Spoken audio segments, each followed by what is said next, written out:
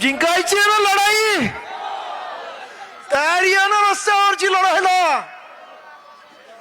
या भारतामध्ये एकच कायदा चालतो, तो म्हणजे जिसके हात में दंडी उसकी महस। त्यामुळं या देशामध्ये आपल्याला सरकार किती काय म्हणत असेल तरी तुमची आणि माझी वज्रमूठ एकत्र झाली तर सरकारला मला सांगावंसं वाटतं, एक आंबेडकरवादी त्या दिल्लीला बसला, धर्मेंद्र राजीनामा द्यावा लागला। इथे तर बाबासाहेबांचा नातू आहे, काय होणार देवेंद्र तुझं? त्यामुळं उगाचच आमच्या भानगडीत पडायचं नाही, स्पष्ट सांगतो। तेव्हा आज आपल्याला सांगू इच्छितो की हे षडयंत्र भाजपा RSS यांचं मिळून आहे।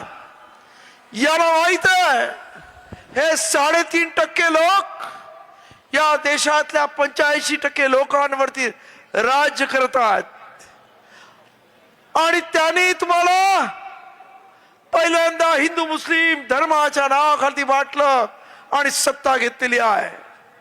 परंतु हे राजकारण किती वर्ष चालेल हा त्यांच्या पुढे पडलेला प्रश्न आहे। आणि मग त्यानंतर सत्ता आल्यावर या महाराष्ट्रामध्ये तुम्ही पाहिलं असेल की अनेक मराठा वर्सेस कुणबी असा वाद लावला, त्यानंतर आदिवासी वर्सेस धनगर हा वाद लावला, त्यानंतर आता अनुसूचित जाती मधल्या मोजक्या बांधवांना हाताशी घेऊन आमच्यामध्ये वाद लावायचा प्रयत्न करतायत। पण त्यांना माहित नाही ही बाबासाहेब आंबेडकरांची औलाद आहे। आजचा दिवस तुम्ही पहिला जो हा मोर्चा काढलात हा एक अत्यंत ऐतिहासिक दिवस आहे। आपल्याला कोणाला माहित असेल परंतु 10 ऑगस्ट 1950 साली बाबासाहेब आंबेडकरांनी पहिल्यांदा अनुच्छेद 341 मध्ये अनुसूचित जातीला रिझर्वेशन जाहीर केलं। तो आजचा दिवस आहे, अत्यंत ऐतिहासिक दिवस आहे। आणि आज त्या ऐतिहासिक दिवसाचं जागरण या परळीमध्ये होत आहे। मला परळीतल्या सर्व कार्यकर्त्यांना मनापासून धन्यवाद द्यावासा वाटतोय। अत्यंत शिस्तबद्ध मोर्चा आणि अत्यंत शिस्तबद्ध स्टेज, अत्यंत मी तुमचं मनपूर्वक रोहिदास बनसोडेंनी मला आश्वासन दिलं होतं की साहेब आमचा मोर्चा जगानिराळा। खरंच परळीमध्ये तुम्ही आज हा एक आदर्श घालून दिलेला आहे। या इथं माजी समाज कल्याण मंत्री बबनरावजी घोलप आपल्यामध्ये आहेत। आज या इथे मातंग समाजाची मंडळी आहेत, आज या इथे ढोर समाजाची मंडळी आहेत। या आज सर्व 59 जाती आज एकत्र आलेल्या आहेत आणि सरकारनं जे आमच्या मध्ये वाद लावण्याचा घाट घातलाय त्यांना स्मशान घाटावर पोचवायला ही सर्व मंडळी तयार आहेत, हे मी या सरकारला सांगू इच्छितो। त्यामुळं या सरकारला मला पूर्ण माहिती आहे अशीच गोष्ट बाबासाहेब कायदे मंत्री असताना घडली। 1951 ला मद्रास सरकार, त्यावेळेस मद्रास स्टेट होतं आणि मद्रास सरकारने त्यांच्या राज्यामध्ये अनुसूचित जातींना शिक्षणामध्ये सवलती दिल्या आणि ते प्रकरण सुप्रीम कोर्टात आलं। सुप्रीम कोर्टाने आदेश दिला की अनुसूचित जातींना शिक्षणामध्ये सवलती मिळणार नाहीत आणि मग या देशातली पहिली घटना दुरुस्ती झाली जी बाबासाहेबांनी केली। अनुच्छेद 15(4) मध्ये बाबासाहेबांनी अनुसूचित जातीला शिक्षणामध्ये सुद्धा सवलती दिल्या जातील ही घटना दुरुस्ती संसदेमध्ये करून आणली। तेव्हा बाबासाहेबांना काही लोकांनी विचारलं की बाबासाहेब तुम्ही घटनेचं हे मंदिर बांधलात आणि त्याची मोडतोड तुम्ही का करताय? त्या बाबासाहेबांनी उत्तर दिलं, मी मंदिर बांधलं पण त्या मंदिरात पुजाऱ्यानेच घाण केली आहे, ती मलाच घाण साफ करावी लागेल। आणि आज सुद्धा या सुप्रीम कोर्टाने उपवर्गीकरणाचा आदेश देऊन घाण केलेली आहे आणि आता या अनुसूचित जातीच्या सर्व जातींना आंबेडकरवाद्यांना ही घाण आता साफ करावी लागेल हे आपण लक्षात घ्या। आणि त्यासाठीच आज महाराष्ट्रामध्ये जिल्ह्यामध्ये प्रचंड मोर्चे निघतात। काल नांदेडला तर असा न भूतो न भविष्यती असा मोर्चा निघाला, 1.5-2 लाख लोक होती। स्वतः एसपी त्याच्या ऑफिस मध्ये बघत होता आणि त्यानंतर मला मेसेज पाठवला, प्रचंड मोर्चा होता। एवढे प्रचंड ताकदीने लोक उतरतात। ही लोक कोणी आणत नाही आहे, उत्स्फूर्तपणे येत आहेत। लोकांचा जनदान आहे, लोकांचा आक्रोश आहे की आमच्या बापानं दिलंय, अरे तुमची अवकात नाही आमचं हिरावून घ्यायची, आमच्या बापाची प्रॉपर्टी हे लक्षात घ्या। आणि बापाची प्रॉपर्टी हिसकावून घ्यायचा प्रयत्न केला तर त्याची लेकरं तुमच्या नरडीचा घोट घेतल्याशिवाय राहणार नाही। आणि म्हणून या देवेंद्र फडणवीसांना माझं सांगणं आहे की स्वतः वकील म्हणतोस, अरे त्या विधानसभेमध्ये धांदात खोटं बोलतोस।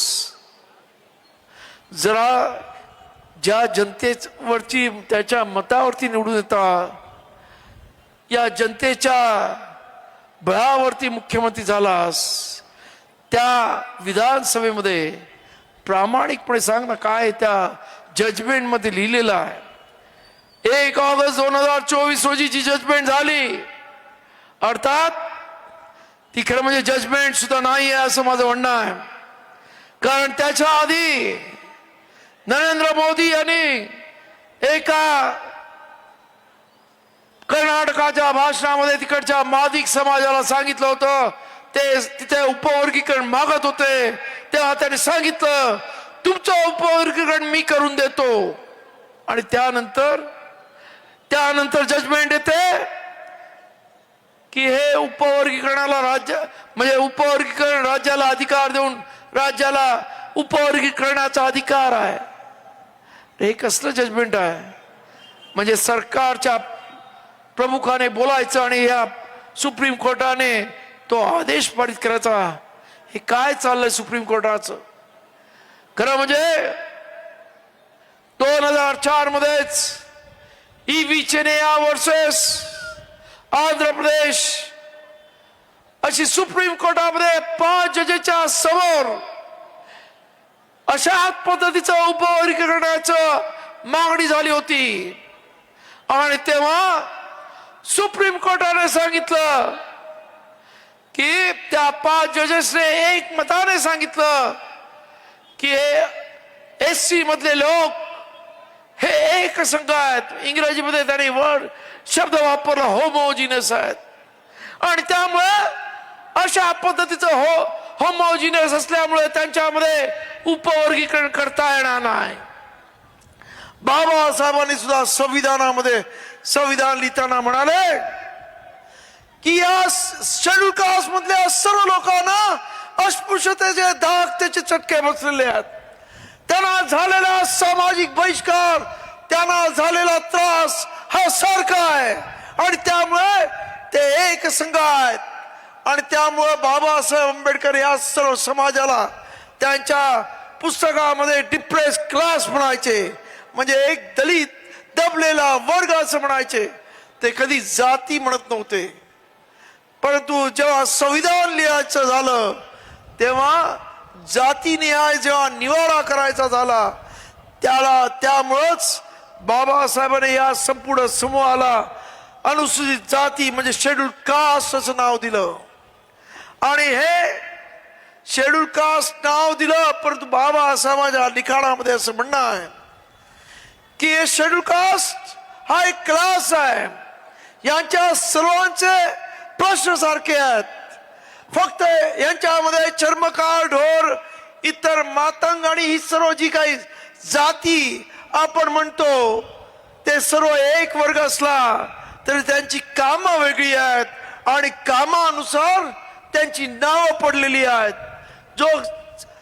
जो काही चप्पलांबरोबर चप्पल बूट शिवण्याचं काम करतो तो चर्मकार, जो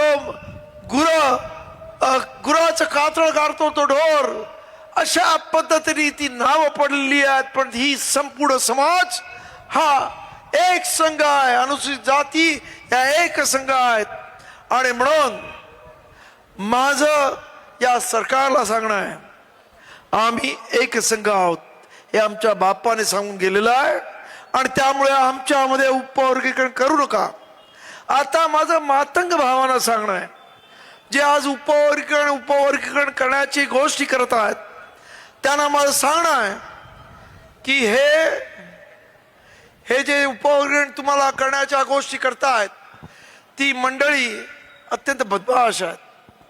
यांना तुमच्याबद्दल प्रेम असतं तर 2004ला लवजी वस्ताद अभ्यास आयोग बार्टीतर्फे निर्माण करण्यात आला आणि त्यांनी 82 सूचना केल्या.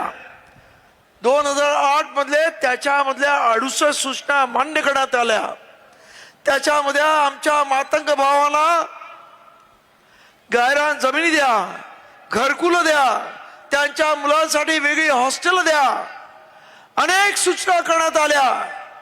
परंतु आज सुद्धा त्या सूचनांवर हुकूम त्यांच्यासाठी कुठच्या सरकारने कार्य केलं नाही.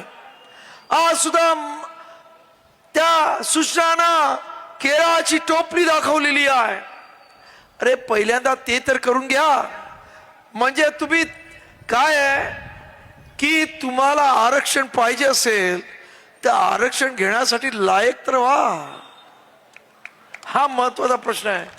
उद्या तुम्हाला दिलं, तुम्ही म्हणता तसं 8% आरक्षण जरी दिलं आणि उद्या नोकरीमध्ये डॉक्टर पाहिजे, इंजिनियर पाहिजे, प्रोफेसर पाहिजे म्हणून तिथे तुमच्या आरक्षणामध्ये ऍडव्हर्टाईज निघाल्या तर कोण भेटणार आहे? कारण तुमच्याकडे शिक्षण कुठे आहे?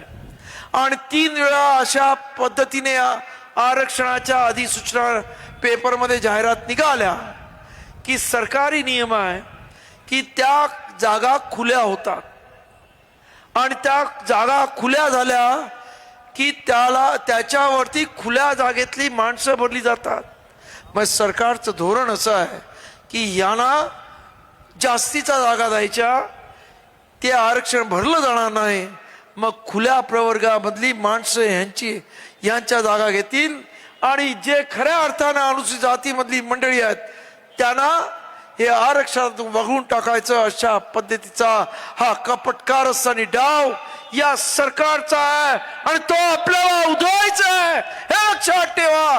पुढच्या भावी पिढीसाठी उज्ज्वल भविष्य जर निर्माण करायचं असेल तर आपल्या सर्वांना या सरकारने ज्या पद्धतीनं या कपटकारस्थान करून जर तुम्ही आमचे आरक्षण रद्द करण्याचा किंवा आरक्षण घालवण्याचा प्रयत्न करत असाल तर आमच्याशी गाठ आहे. लक्षात ठेवा. सरकारनं तुम्ही किती शाणे समजत असाल पण बाबासाहेबांची औलाद आता शिकली सवरलेली आहे, येडे गबाळी राहिले नाही. आणि म्हणून फडणवीसांना सांगू इच्छितो, अरे एक आमचा अभिजित दिपके दिल्लीमध्ये बाबासाहेबाचं लेकरू बसलं, धर्मेंद्र गेला. इथं करोडो बाबासाहेबांची लेकरं बसली. देवेंद्र तू कधी जाशील कळणार नाही रे, त्यामुळं भानगडीत पडू नकोस एवढं सांगतो.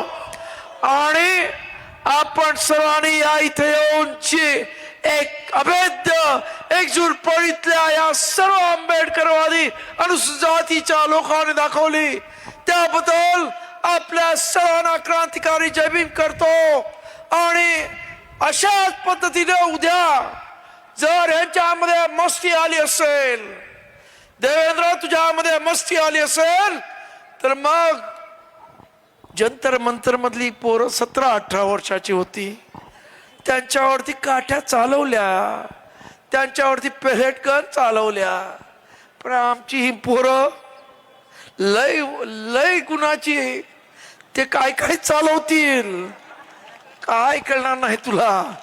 ते तुझ्या नागपूरमध्ये पण रेशीम बागेत घुसायला माग पुढे बघणार नाही रे.